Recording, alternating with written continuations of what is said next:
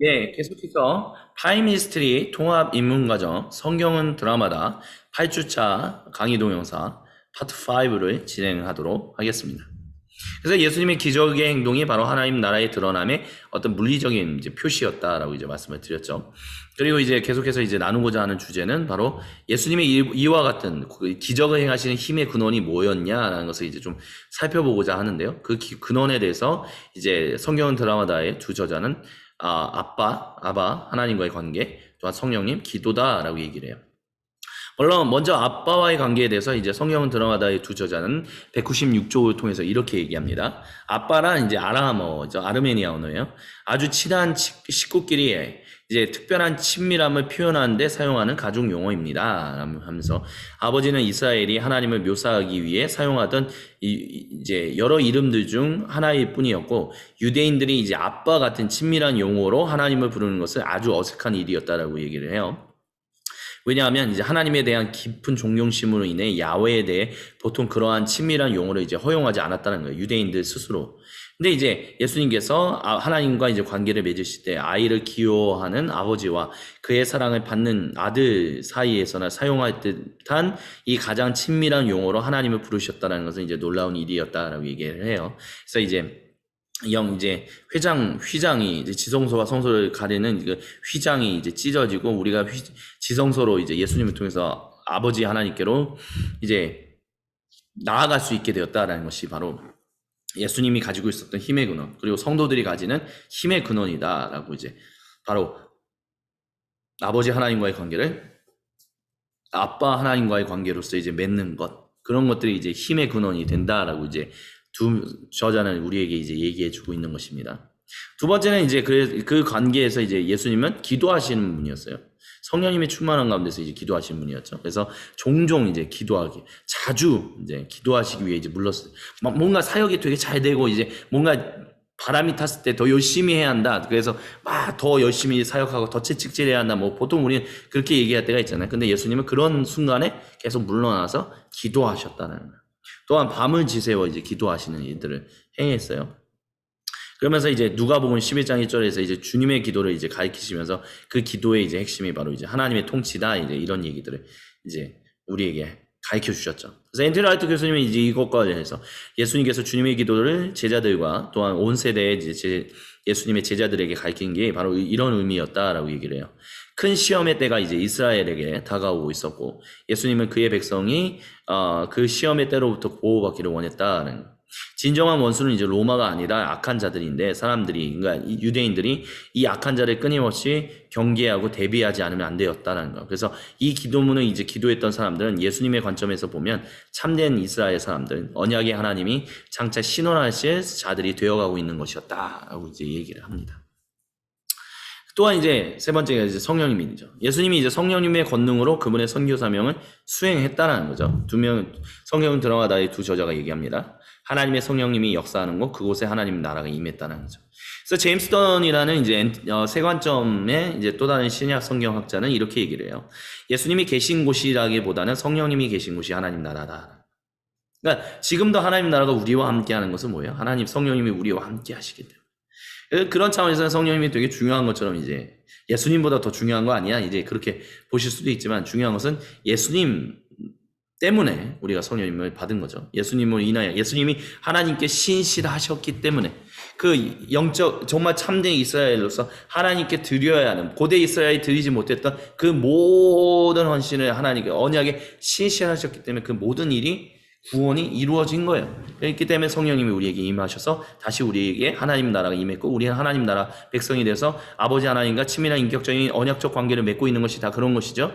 그렇기 때문에 예수님, 아버지, 아들, 성령 모든 분들이 다 중요하다라는 것을 우리가 잊지 말아야 합니다. 어쨌든 중요한 것은 그 성령님 가운데 계셨기 때문에 그리고 우리가 성령님과 함께 있는 곳이 바로 우리 성령님과 함께하는 우리가 있는 곳이 곧 그곳에 하나님 나라가 있다라는 것을 우리가 잊지 말아야 할 것이다라고 좀 강력하게 권면드리고 싶습니다. 그래서 이런 일들이 일어나니까 이제 자연스럽게 이제 악과 하나님을 싫어하고 이제 그런 어떤 반대들이 예수님의 사역, 예수님의 선교에 대한 예수님의 하나님 나라 선교에 대한 반대들이 이제 일어났어요. 유대인들이 바라는 하나님 나라와는 완전히 다른 어떤 그런 것들이 이제 가르치는 것처럼 보이니까요.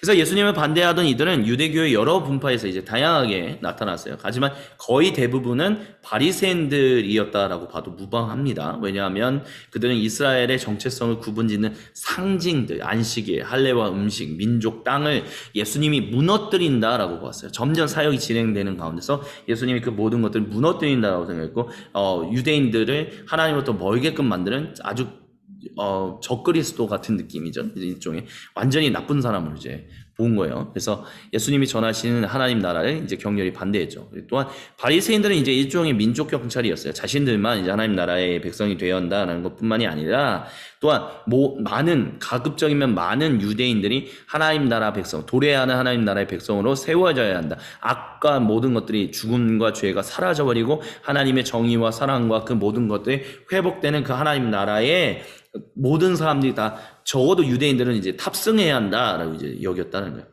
그래서 앤트니 라이트 교수님은 이제 이렇게 얘기를 해요. 샴마의 학파, 힐레 학파가 아니 이제 샴마의 학파 바리새인들에게 이제 특별히 이제 장차 도래할 야훼 여호와의 나라는 이제 민족 해방과 이교도들의 패배와 이제 관련된 것들이었어요. 그래서 이제 민족이 이런 하나님의 나라 백성이라는 이스라엘 민족이라는 이 민족적인 정체성이 깨어지지 않게끔 이제 지키는 이제 민족 경찰의 역할을 이제 했다는 거예요. 뭐 일종의 독일의 이제 제2차 세계 대전에 이제 게슈타포가 하는 그런 역할, 뭐 스파이들이 하는 역할 그런 역할이다라고 이제 아니면 뭐 누군가를 이제 감찰하는 뭐 그런 일들, 뭐 그런 거 있잖아요.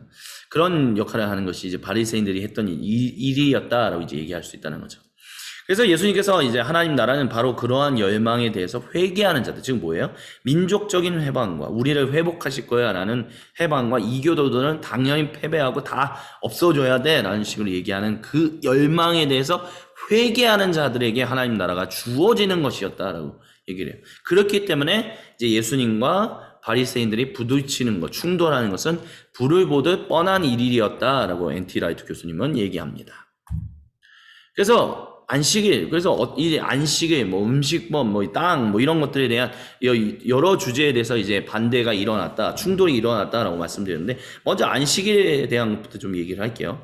안식일, 유대인들에게 있어서, 특별히 바리새인들에게 있어서 안식일 준수는 하나님이 그들에게 돌아오셨을 때 그분의 백성인 이스라엘이 된다라는 민족적인 정체성. 진짜 진정한 이스라엘은 안식을 준수하는 사람들이다. 그런 민족적인 정체성과 열망이 주된 표징이었다라고 얘기를 해요. 그러니까 바리새인들에게 있어서는.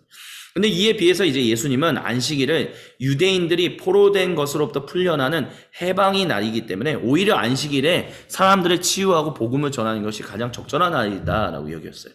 그러니까 바리새인들은 이제 안식일이 바로 하나님이 돌아오셨을 때 우리를 가장 하나님의 백성다운 존재로 하나님이 인정하시는 분명한 외적 표징이 바로 안식일을 지키는 거야, 쉬는 거야. 그러니까 안식을 지킨다는 것은 쉬는 거야라고 이제 얘기했다는 건데, 쉰다라는 것은 결국은 뭐냐? 하나님의 그 자유의 복음을 증거하는 것이다라는 거였어요.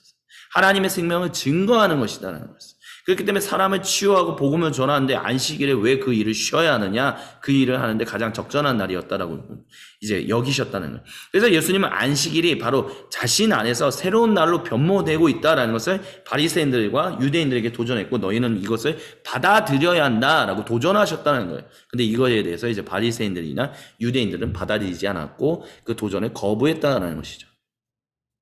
또 할례와 음식법과 관련해서 이제 할례와 음식법은 이제 바리새인들이 자신들이 이제 참된 하나님 나라 백성으로 정결하게 살게 하는 중요한 규정으로 이제 생각을 했어요. 그래서 이 할례와 음식법을 토대로 하나님이 온전하다라고 인정하지 않는 이방인들 그리고 하나님 말씀을 통해 야훼 하나님께, 그러니까 할례와 음식법이 바로 하나님의 말씀을 통해서 야훼 하나님께 충성을 다하는, 언약의 충성을 다하는 거예요.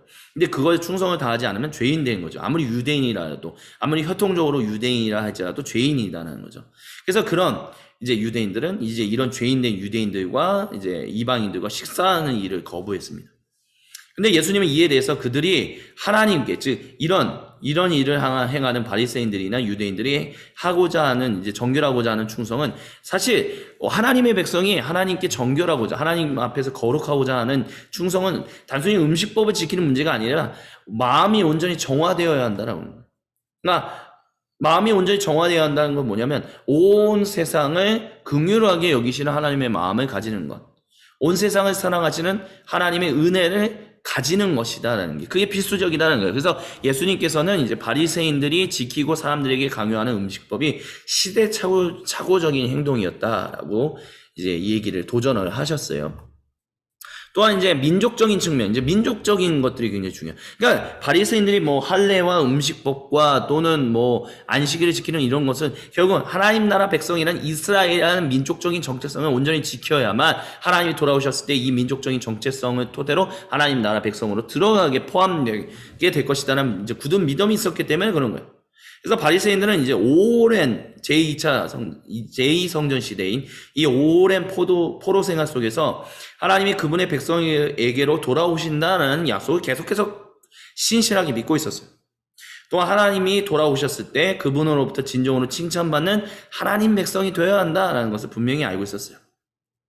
은혜로 말미암아 하나님의 백성이라는 유대인이 되었는데 그 하나님 백성으로 사는 게 얼마나 중요하지 않겠냐, 그 은혜를 저버리는 게 얼마나 잘못된 것이냐라는 분명한 인식을 가지고 있었다는 거예요. 그래서 그들은 은혜로 말미암아 구원받은 백성답게 그 은혜를 온전히 하나님께 드리는 존재로서 참된 언약에 헌신한, 하나님 말씀이 율법에 헌신하는 일을 해야 한다라고 그게 당연한 것이다라고 여겼다는 거예요. 그래서 안식일과 할례 그리고 음식법에 헌신했다라는 것이죠. 하지만 예수님은 바리새인들을 비롯한 유대인들이 고대 이스라엘 민족, 즉 아브라함의 자손들을 하나님께서 선택하셔서 구원하신 이유가, 즉 하나님 말씀을 통해서 충성을 다해야 하는, 헌신을 다해야 하는 이유가 바로 온 세상을 위한 하나님 복의 통로가 되어야 한다는 것을 지금 이 1세기의 유대인들, 바리새인들이 잊어버리고 있었기 때문에 이들이 지금 잘못됐다라고 이제 예수님이 얘기했다는 거예요. 그래서 성경 드라마다의 두 저자는 이스라엘이 어떠해야 하는지에 대한 예수님의 이야기는 바로 그 당시 살고 있는 바리새인들, 하나님 말씀을 통해서 은혜로 말미암아 구원받은 백성답게 하나님께 모든 사랑에 충성을 다하는 그 유대인들의 이야기가, 안식일과 할례와 음식법에 헌신하는 이 유대인들의 이야기가 거짓이라고 말씀하셨다라고 이제 얘기한다라는 것입니다. 그래서 이제 마지막으로 이제 반대가 일어난 것이 바로 땅에 대한 부분이에요. 바리새인들은 하나님이 아직 그들에게 돌아오시지 않으셨지만 하나님이 그분과의 언약에 신실한 백성에게 복을 주시며 그 복이 바로 이 땅으로부터 온다라고 분명히 보았어요. 그래서 그들의 지금 바리새인들을 포함한 이 유대인들은 그들의 거룩한 땅을 빼앗고 하나님의 복을 훔쳐가는 이방 민족은 당연히 하나님의 징계와 저주를 받을 것이다 라고 이제 증오했어요. 그래서 그들이 속히 멸망하는 날을, 이제 하나님 나라의 도래가 바로 그 멸망하는 날이었기 때문에 그 날을 이제 기다렸다는 거예요. 그랬기에 유대인들은 하나님이 그들의 조상 이스라엘 민족에게 주시고 성전이 또한 세워졌던, 그래서 스룹밥에 또 헤롯 대제를 통해서, 헤롯 1세를 통해서 세워지는 헤롯 성전이 세워지고 있는 그 예루살렘에 야훼 하나님이 다시 돌아오실 것이다라고 확신했어요. 그래서 이곳에 위치한 이제 건물 성전은 매우 중요하게 여겼죠. 이거는 뭐 사두개인뿐만이 아니라 사두개인까지 포함해서 모든 유대인들이 다 중요하게 여겼다라고 말씀드릴 수 있어요. 또한 열심당원들은 한 걸음 더 나아가서 이 땅을 거룩하게 회복하는 일을 위해서, 이 땅이라는 것은 팔레스타인 지역, 하나님이 원래 고대 이스라엘 민족에게, 다윗에게 주셨던 그 땅 모두 그 회복하는 일을 위해 거룩한 전쟁을 하는 일에 집중했다는 거예요. 근데 그러나 예수님은 이들 모두의 행동을, 즉 예루살렘 성전과 다윗에게 주셨던 그 팔레스타인 땅을, 그것을 중요하게 여기는 것이 지금 우상화하고 있다라고, 옳지 않다라고 보셨어요. 또한 거룩한 민족 전쟁은 옳지 않다라고 또한 예수님은 보셨습니다. 그래서 이거를 이제 정리한다면 이렇게 얘기할 수 있어요. 성전, 안식일, 음식법, 11조는 구별과 혐오의 상징들로 변질되었다는 거예요. 그렇기 때문에 예수님과 사역과 선교에 있어서 반대되는 이제 반대파가 되었다, 걸림돌이 되었다라고 이제 얘기할 수 있어요. 그래서 예수님께서 이런 우상 숭배적인 현재 상황을 이제 도전하신 거죠. 여러 가지 어떤 말씀 선포와 또한 비유를 통해서 말씀을 선포하고 기적을 행하시는 이들을 통해서 도전하셨다는 거예요.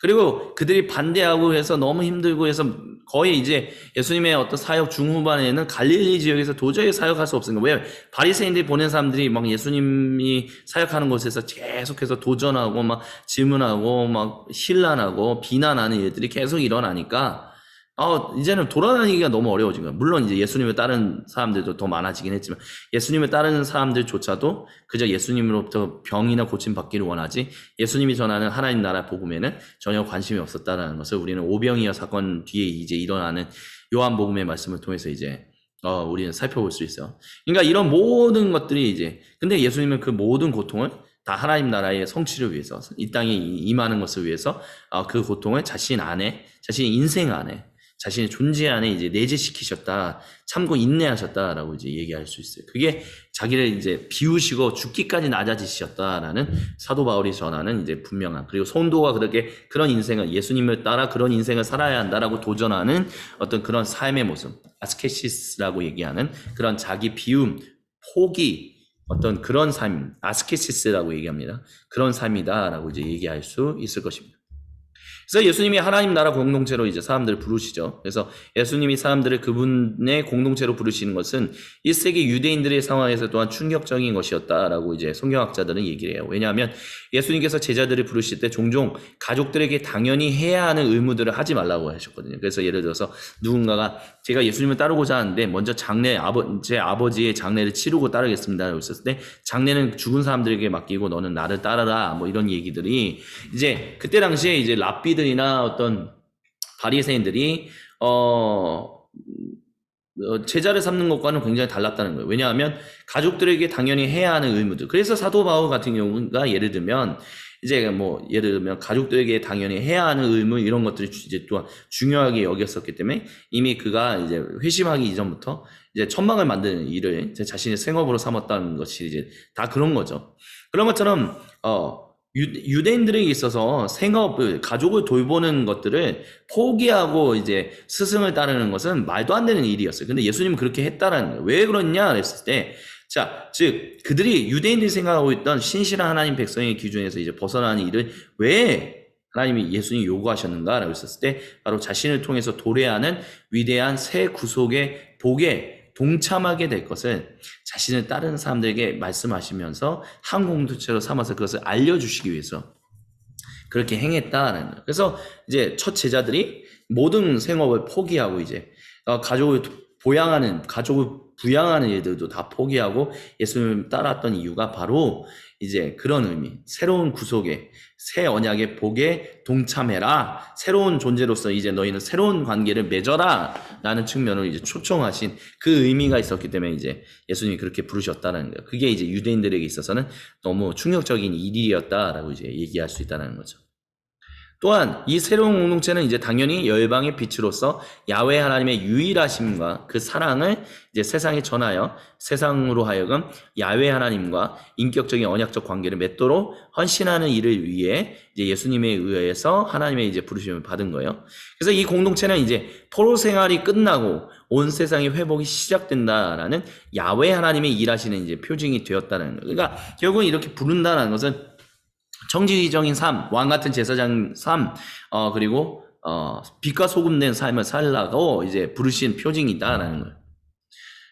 그래서 예수님이 이제 12명의 제자를 세우셨던 이유도 바로 그런 거예요. 야훼 하나님이 마침내 포로 생활로 살던 그분의 첫 백성이 이스라엘 12지파였잖아요. 그 12명의 제자가 바로 12지파를 상징하는 거죠. 첫 백성에게 돌아오셔서 그들을 자신의 백성으로 다시 회복하셨다는 것을 온 세상에 선포하는 것과 연결되어 있었다는 거예요. 12명의 제자를 세우는 게.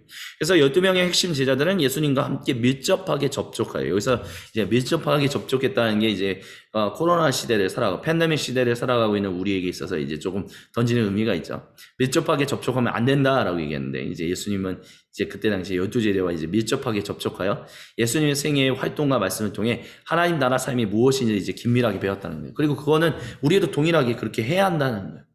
물론 이제 우리가 코로나 팬데믹이기 때문에 많은 사람들 사랑하는 가운데서 밀접 접촉하는 일들을 이제 우리가 하지 않도록 최대한 조심하고 해야죠. 하지만 중요한 것은 12명의 핵심 제자가 이스라엘 12지파, 그 하나님의 첫 백성에게 돌아오셔서 그들을 회복하셨다는 것을 이제 상징하는 12명의 핵심 제자들이 예수님과 함께 밀접하게 접촉하며 예수님의 생애의 활동과 말씀을 통해 하나님 나라 삶이 무엇인지를 이제 창조적으로 긴밀하게 배웠던 것처럼 우리도 이제 예수님 안에서 서로 함께 모여 그렇게 밀접하게 접촉하여 정말 활동과 말씀을 통해, 그래서 예수님의 신실한 제자들의 어떤 활동과 말씀을 통해서 하나님 나라 삶이 오늘 이 시대에 어떻게 적절한가라는 것을 끊임없이 창조적으로 배우고 또한 꽃피우고 또한 만들어내는 일들을, 그래서 다음 세대에 물려주는 일들을 계속해서 해야 한다는 거죠. 그렇기 때문에 교회는 모이는 일들을 당연히 해야 하는 거고요. 교회 공동체는 당연히 주님 안에서 함께 모여 예배하는 일들을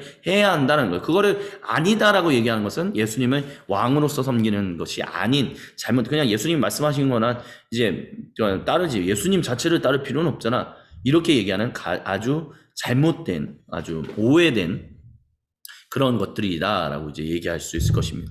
그래서 성경 드라마다의 두 저자들은 이제 얘기를 이렇게 했죠. 제자들은 예수님과 하나님 아버지의 이제 친밀한 사귐에 대해서 예수님과 밀접하게 접촉하여 배웠고, 또한 이제 예수 성령님이 임재하심으로 인하여 그 성령님의 권능으로 사는 삶을 이제 살았어요. 예수님이 이제 성령님의 권능으로 사는 삶을 본받은 거죠. 성령님을 받음으로 말미암아. 그래서 그들은 예수님이 말로 복음을 선포하시고 행동으로 그것을 증명하는 것을 보았고, 이제 성령님의 충만한 가운데서 그렇게 동일하게 살았다라고 이제 성경은 드라마다의 두 저자는 우리에게 얘기해주고 있습니다. 그래서 하나님 나라, 특별히 이제 예수님께서 근데 그 중에서 12명 중에서 이제 3명, 베드로와 야고보와 그리고 요한의 특별히 수제자의 개념으로 함께 다니셨던 것은 이제 가장 근접거리에서 이제 구약 시대에 이제 다윗을 보필하였던 세 사람을 이제 기억나게 하는, 충성된 이제 3명의 장수를 기억나게 하는 상징이다라고 이제 볼 수 있다라고 성경학자 인티라이트 목사님은 얘기를 해요. 즉 예수님은 3명의 수제자를 통해 자신이 다윗의 자손으로서 참되게 기름 부음 받은 왕이라는 것을 이제 하나님 나라 백성들에게 기억나게 하시고자 이제 3명의 수제자를 좀 더 가까이 근접거리에서 또 데리고 다니셨다라고 이제 얘기할 수 있다라는 것입니다. 그래서 하나님 나라 선교 이런 것들, 그래서 결국에는 제자들이 하나님 나라 백성으로 예수님과 긴 근접거리에서 예수님이 말씀하시는 것과 예수님의 행동, 성령님의 권능 가운데서 살아가는 것들을 통해서 창조적으로 살아가는 하나님 나라 백성의 삶을 그걸 보면서 이제 그거를 본받았다고 했잖아요. 그리고 성령님이 임재하셔서 성령님의 충만한 임재 가운데서 이제 하나님 나라 백성으로서 예수님처럼 살아가는 일을, 예수님을 따라가는 인생을 살아가는데, 그 예수님을 따라가는 삶이 바로 하나님 나라의 선교를 실천하는 것이 라고 얘기할 수 있어요. 그래서 그런 것들을 이제 몇 가지 특징을 가지고 이제 얘기하고자 하는데요. 첫 번째는 이제 케리므급 마티 역할이에요. 그건 뭐냐면 선포하는 역할이라는 거예요. 그러니까 말로 선언하는 건 먼저 내가 예수님을 믿는 것, 나는 이렇게 사는 것은 예수님을 믿기 때문이다라는 것을 선포하는 거예요. 그래서 레슬리 뉴비긴 이제 저희가 성경 드라마다 이 두 저자의 이제 중요한 어떤 많은 감동을 주었던 이 인도에서 오랫동안 이제 선교하셨고, 이제 영국에 돌아와서 이제 선교적 교회의 어떤 그 개념의 이제 창시자가 되었던 레슬리 뉴비기는 이런 얘기를 했어요. 통전적 선교는 교회가 어떤 질문을 만나든 간에 복음이 오직 유일한 대답이라는, 즉 예수님만이 오직 유일한 대답이라는 특정한 반응을 하는 그 자신의 일을 할 때 결과를 맺는다는 거예요. 그러니까 복음을 전해야 한다는 거죠. 그래서 1982년에 이제 모스크바에서 이제 기독교 컨퍼런스가 있었다라고 해요. 세계 평화를 위해서. 근데 이제 거기에 이제 구소련이잖아요. 그러니까 공산주의권인데 그 곳에 이제 많은 이제 자유민주주의 이제 영권에서 살고 있는 여러 복음 전도자들이 이제 초청했는데 다 거절하고 이제 빌리 그레함 목사님만 이제 가셨다고 그래요. 그래서 그거에 대해서 이제 빌리 그레함 목사님은 이제 비난하는, 어떻게 공산주의자가 그것을 이용하고 있는 그곳에 가서 복음을 전할 수 있냐라고 했었을 때, 이제 빌리 그레함은 이제 자신의 대적자들을 향하여 자신을 비난하는 사람들을 위하여 이렇게 얘기했다라고 합니다. 복음 선포는 압박의 구조 가운데 폭탄을 설치하는 것과 같다는 거예요. 언젠가 터질 거라는 거예요. 그러니까 내가 거기에 뭐 나를 이용하든 어쨌든 간에 내가 거기 가서 복음을 온전히 선포한다면 그 공산주의가 이제 압박하고 있는 그 구조에 폭탄을 설치한 것이고, 그 복음의 폭탄은 언젠가는 터진다는 거죠. 그래서 이제 제가 이제 한때 이제 몸 담아 있고 지금도 굉장히 중요하다라고 여기는 이제 OM이라는 이제 조지 버어 선교사님을 통해서 이제 창설한 이제 OM이라는 선교 단체는 이제 이런 이름을 가지고 있어요. 복음의 기동대. 그러니까 그 복음의 기동대로서 어디든지 간다라는 거. 그래서 조지 버어 선교사님을 이제 제가 이제 뭐 저희 교회나 아니면 제 인생에서 많이 이 얘기를 나눈 적은 없지만 제가 굉장히 중요하게 또한 존경하는 분 중에 한 분으로서 이제 사실 존경하는데 생각하는 게 아니라 그렇게 존경하는데 왜 그러냐면 그분만큼 정말 20세기에 정말 온 세상에 다니면서 그 복음을 증거하기 위해서 정말 빛도 없이 어떤 영광도 없이 명예도 없이 돌아다니는 분은 없거든요. 그냥 정말 전 세계의 지도가 그려져 있는 이제 잠바를 입고 넥타이를 메고 하고 그분과 이제 제가 만난 것도 한 2번, 3번 정도 만났죠. 이제 2007년에 이제 둘로스에서 만났던 것이 이제 제 기억으로는 아마 마지막 만남이어서 벌써 이제 14년 그렇게 흘러가고 있지만 아직도 저에게 이제 큰 의미로서 이제 남아 있는 게 그러니까 복음을 전하는 것은 이런 긴급함과 긴박감이 있다는 거예요. 어디든지 가서 복음을 전해야 한다는 거죠. 그래서 조지버 선교사님이 처음 복음을 전했던 곳이 어디였냐면 바로 제가 알기로는 이제 멕시코 지역이었어요. 그래서 거기에 이제 복음을 전해야 하는데 어떻게 전해야 하는가 했을 때 이제 책을 가지고 와서 이제 복음을 전하고 그게 이제 지금의 이제 OM의 이제 시작이었고 오늘날에 이제 많은 젊은이들에게 1년이든 2년이든 당신의 인생을 들여서 인생의 어떤 11조를 들여서 복음을 증거하는 일에 헌신하라는 것을 이제 강조하는데요. 그런 운동들은 이제 굉장히 중요하다라고 이제 얘기할 수 있을 것입니다. 내 인생. 근데 그것이 이제 단순히 단 1년, 2년으로만 끝나는 것이 아니라 내 인생 전체를 통해서 내가 있는 어느 곳이든 복음을 선포하는 선교사의 인생을 이제 살아가야 하는 것이 이제 매우 중요한 것이죠. 그런 의미에서 이제 빌리 그레함이 이제 전한 이런 말씀, 복음의 어떤 캐리그마틱 그런 선포하는 것이 바로 하나님 나라 선교의 실천의 가장 중요한 모델의 하나다라고 이제 얘기할 수 있습니다. 또한 두 번째는 이제 디아코노 역할이에요. 디아코노스라는 말이 이제 집사라는 말이 뜻이죠. 섬기는 역할이에요. 일자리를 만들고 인간 삶의 질을 높이고 가난을 완화시키는 일들, 우리의 일을 통해서 하나님 나라의 선교의 실천을 이렇게 할 수 있다라고 이거는 참고로 이제 폴 스티븐스 교수님이 이렇게 얘기하는 겁니다. 그래서 이렇게 얘기를 해요. 그래서 우리는 그동안 이제 가난함에 대해서 이제 그리스도인들이 여러 가지로 이제 대답하는 것들을 이제 보고 있어요.